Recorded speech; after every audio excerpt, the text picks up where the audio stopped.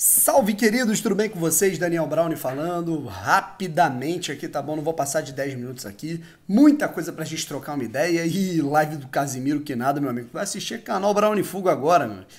Bizarro, né, cara? O maluco metendo 600 mil simultâneos, cara. É audiência de TV aberta, cara. Esse maluco tá metendo na Twitch lá, reagindo ao documentário do Neymar. Monstro, monstro. Felicidade ver esse maluco dando certo, cara. Casimiro é foda. Mas vamos lá. Feito esse desabafo aqui, porque eu gosto muito do Casé.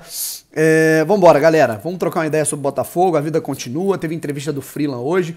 Eu sei que vocês querem falar sobre a escalação, querem falar sobre o Botafogo Boa Vista. Eu prometo falar muito sobre isso, fazer uma live mais aprofundada. Tive algumas questões pessoais para resolver, muito importantes hoje, tá?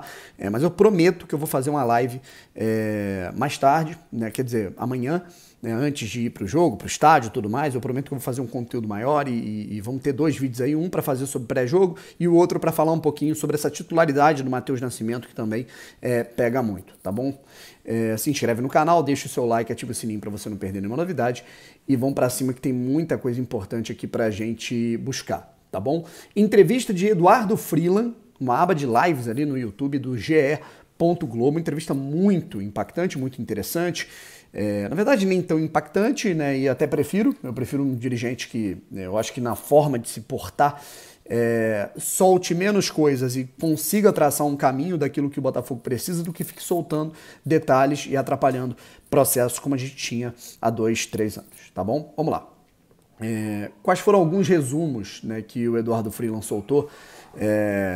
A grande, inclusive, já tem matéria, né, do Globo Esporte analisando toda essa situação e o Freeland, ele falou, né, cara, que o Botafogo não está rico, né, mas o Botafogo vai ser rico em breve, certo? E é isso que ele particularmente espera, tá bom? Tem duas abas aí sobre essa situação aí do Freeland, tá? A gente tem um resumo de algumas informações e, inclusive, algumas delas falam aqui de atacante, 2 no meio, zagueiro, lateral, Freeland, detalha posições que o Botafogo busca no mercado.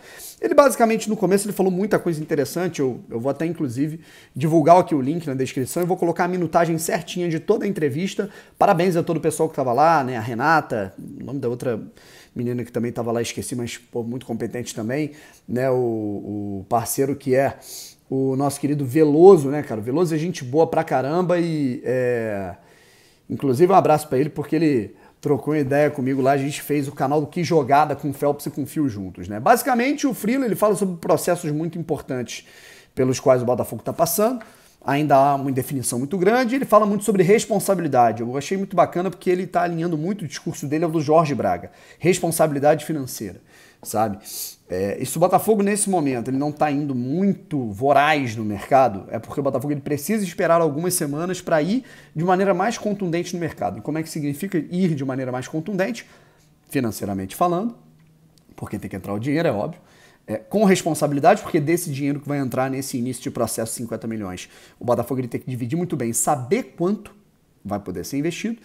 E a análise do mercado, isso eu achei interessante. Ele alinha ali, inclusive, o Rafael Rezende, ele alinha ali a situação do Bruno Nossi, né, que é o analista de mercado, e que antes do Botafogo ir, né, mais firme ao mercado e buscar esses atletas que vão ganhar ali 300, 400, 500 mil, o Botafogo ele está mapeando esse mercado desses jogadores com esse nível e, a partir disso, ele vai entender com o orçamento, né, vamos dizer, Botafogo...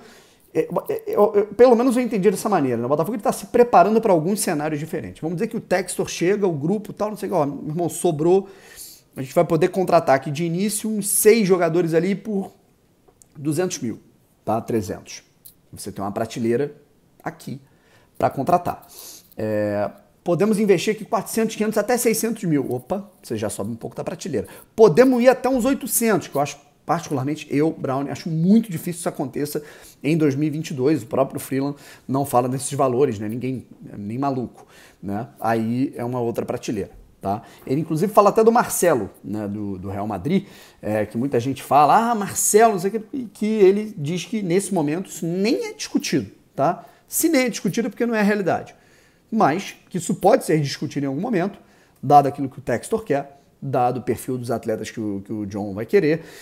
Ele quer jogadores experientes, ele quer jogadores renomados, né? E que não é nem questão de marketing, é jogadores que realmente venham a agregar, e eu acho impossível que o Marcelo não agregue no futebol brasileiro, mas tem que ver o custo disso, sabe? O Botafogo ele pode enxergar essa possibilidade, como o Freeland, né, falou, brincando, a gente não tá rico, mas a gente deve ficar rico, né? E vamos ver em que momento a gente vai ficar, tá? E o Freeland ele fala aí sobre essas análises, né? Quais atletas que ele está buscando, né? Eu acho interessante. E ele deixa claro ali, cara, ele fala por alto de Elkerson e Rafael Carioca, né? Que é a possibilidade mais quente do Rafael nesse momento do que do Elkerson. 2 atacantes, 2 atletas por meio, um zagueiro e um lateral. São os objetivos do Botafogo nessa temporada, tá? 2 atacantes, eu acredito que um centroavante, com certeza, um atleta de beirada, creio eu, né? 2 atletas para o meio, um de mais construção, que talvez seja o Rafael, e o outro, né, realmente para disputar uma posição, por exemplo, com o Chay, um zagueiro, que eu acho que é muito importante, e um lateral. Acredito que o lateral esquerdo, porque na lateral direita hoje, né, eu acho que nós estamos bem com o Rafael e com o Daniel Borges, e o Hugo e o Carlinhos eu acho que a gente tem que analisar como é que eles vão lidar, né? Inclusive, nesses detalhes, né, ele fala aqui, ó, não está rico, a gente vai ficar rico e falta pouco, assim fala o Freeland. O que a gente busca em todos os jogadores, e é até fácil falar isso, pois depois que chega alguém que não é um exímio cara de refino técnico, então o torcedor fala assim, poxa, esse é o cara que o Freeland acha técnico, né? Então, isso é uma parada que eu achei interessante. O objetivo do Botafogo é claro que você tem a formação do atleta. É claro que você pode buscar um atleta que ele está ali numa transição, por exemplo. Você tem perfis diferentes. O Flamengo hoje, estou dando exemplos, tá? O Flamengo hoje ele busca muitos jogadores ali entre 23 e 25 anos que estavam na Europa e voltando para o Brasil podem performar absurdamente. O Atlético Paranaense, por exemplo, ele investe muito em atletas sub-23, ele tem um time de aspirantes muito bom. E ele consegue desenvolver esses atletas dessa idade. É claro que você vai ter alguns planejamentos, certo? Mas, independente da idade, aí é importante ressaltar que o Freeland, ele cita alguns jogadores mais experientes, ele fala em experiência, ele fala em casca, ele fala em retorno dentro do campo rápido, ele cita muito isso, tá? Ele fala que, independente assim, daquilo que o jogador venha a causar, isso eu achei muito interessante, né? Aquilo que o jogador vem a conseguir gerar assim que ele chega não é nada perto daquilo que ele vai gerar enquanto ele jogar, na opinião dele. Que para ele o principal, o fundamental, na hora que você está aumentando o orçamento da sua folha salarial, na hora que você está colocando a sua folha salarial um pouco mais lá em cima, você não vai pensar só em marketing, você não vai pensar só em visibilidade, você não vai pensar só em sócio torcedor. Até porque isso é curto prazo se o jogador não jogar bem em campo, certo? Você vai pensar em bola na rede, você vai pensar em vitória, você vai pensar nesse cara jogando pra caralho, você vai pensar nesse cara se tornando um xodó ou até um ídolo para a torcida do Botafogo.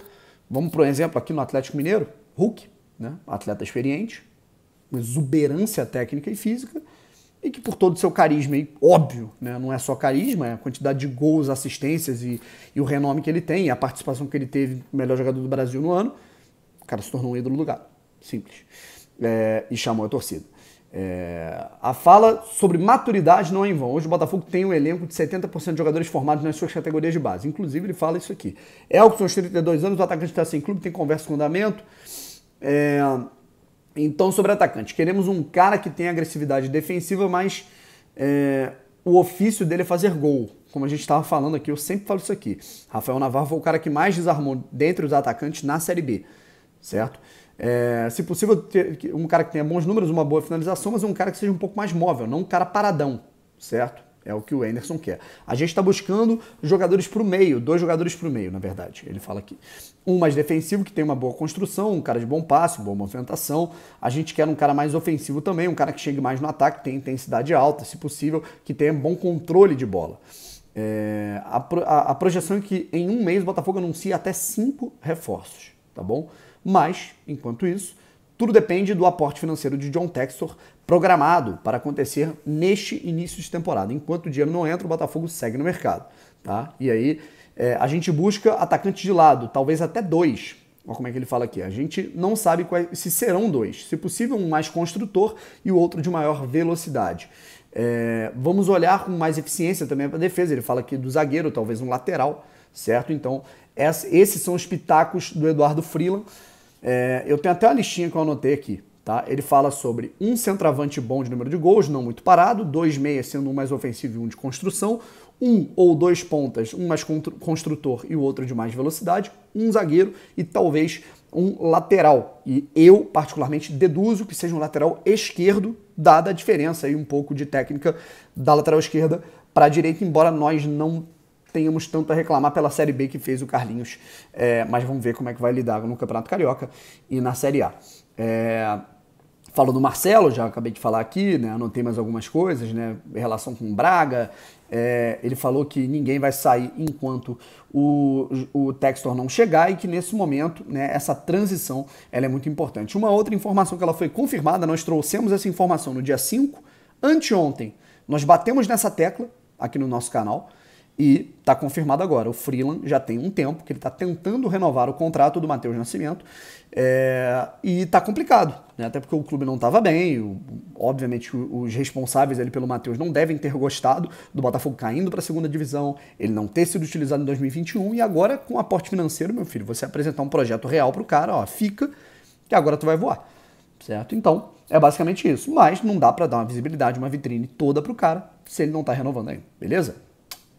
Gente, beijo, é isso, mais tarde eu volto. Fui!